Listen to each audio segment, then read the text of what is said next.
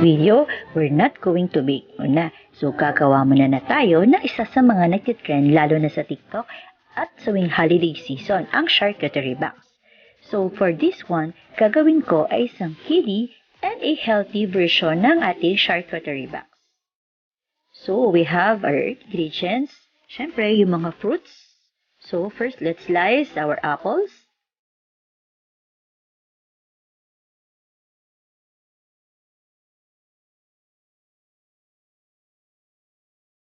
So, slice lang natin siya ng manipis.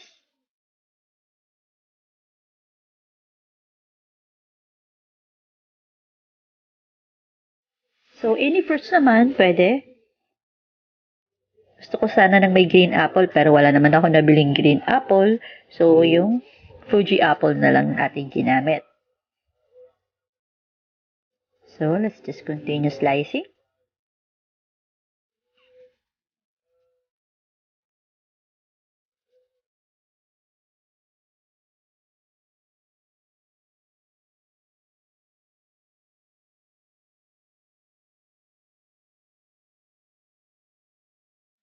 And we also have our cat. So, ayan, binalatan ko lang naman siya.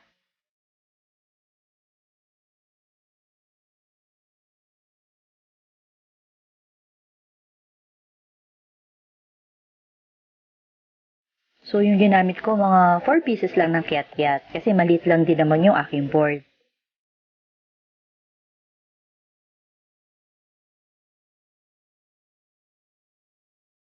And then, I also have here the mango. So, balatan muna natin siya.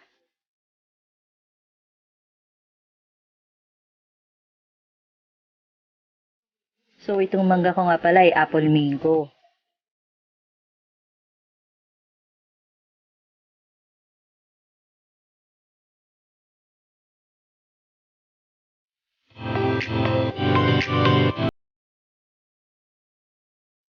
And then, slice din natin siya ng maliliit.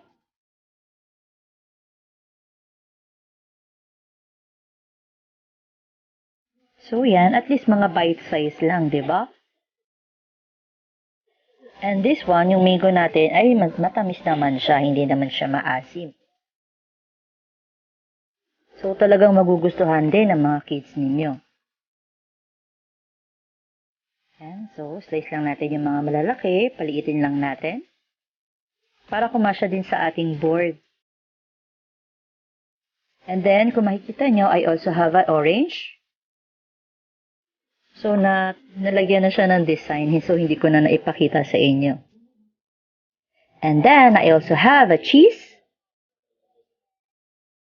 So, this one is a cheddar cheese.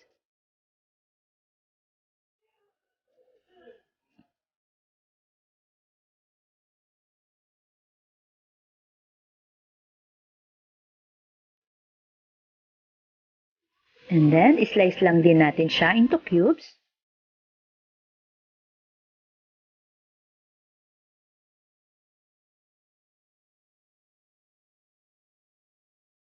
Ayan. So, usually naman, yung cheese, hindi naman niya nawawala sa kahit na anong charcuterie box. So, isinama na rin natin siya. And favorite na favorite din naman ng mga kids na papakin yung mga cheese. So, niliitan ko lang siya, yung size. So, para hindi rin siya nakakaumay kainin, di ba?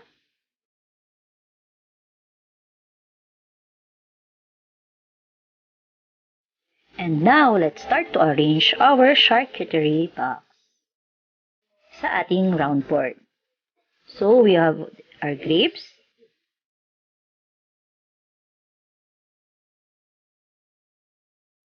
And ang ating orange. So, nalagyan na yan ng design. Hindi ko na lang naipakita sa video. And ang ating cat. So, i-arrange lang natin siya isa-isa sa ating board. So, yung aking board na ginamit ay yung aking round chopping board.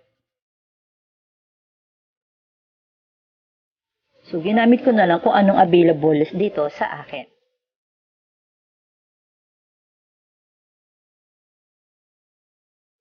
Ayan, i-arrange lang natin yung mga oranges to surround our board.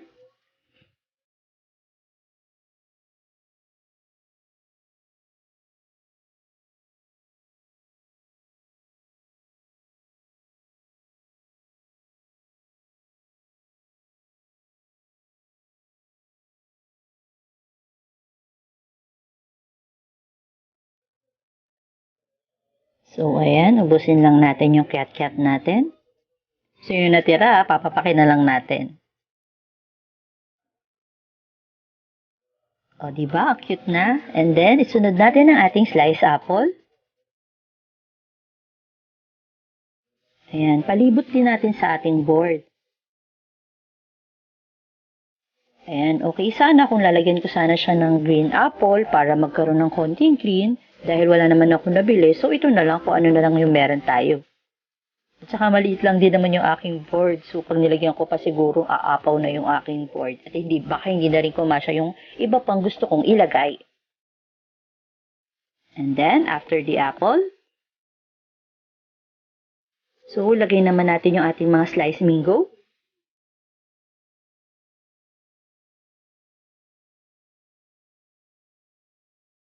So, hindi ko rin naman siya lahat na ilagay.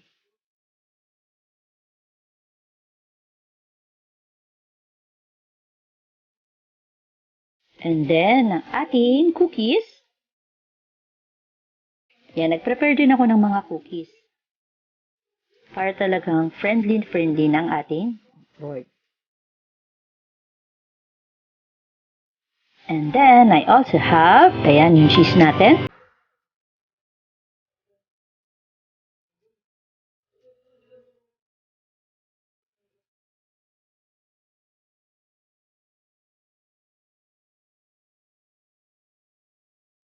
And then, isunod na natin ang ating biscuits. So, meron din akong biscuit, di ba?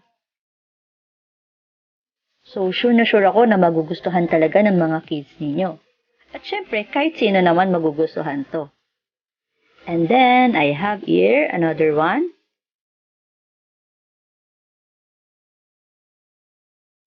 So, yung parang pretzel. I forgot kung anong tawag dito. Ayun, pepero pala. Ayun, pepero. And now, I have here also the biscuits again. So, this one pala is a ice gem biscuits. Ayan, di ba? Para maging colorful. And then, meron din akong mga nips candy. So, wala akong M&M. So, eto lang. Para mas mura yung nips. Nips with nuts na yan. So, para magkaroon ng color yung ating charcuterie box. So, ayan, di ba? Napakaganda na ng ating charcuterie box. And look, di ba? Very pleasing yung color niya. And sure ako na magugustuhan talaga ng lahat ng ating charcuterie box. So, pika-pika lang. So, okay na yun. Diba? Cute? So, this one, you can prepare it in any occasions. Pwedeng pag birthdays, Christmas, anniversaries, New Year's, ayan, pwede siya.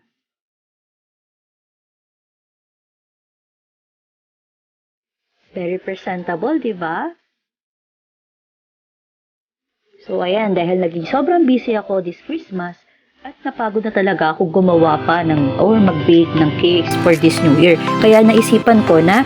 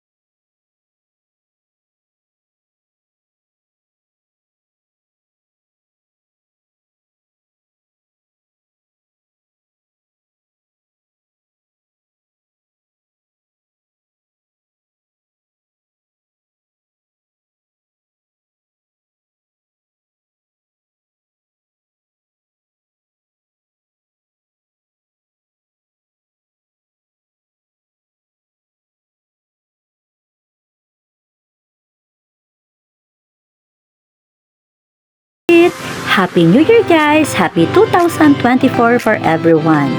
And more blessings and a healthy life for all of us. Happy New Year! Thank you!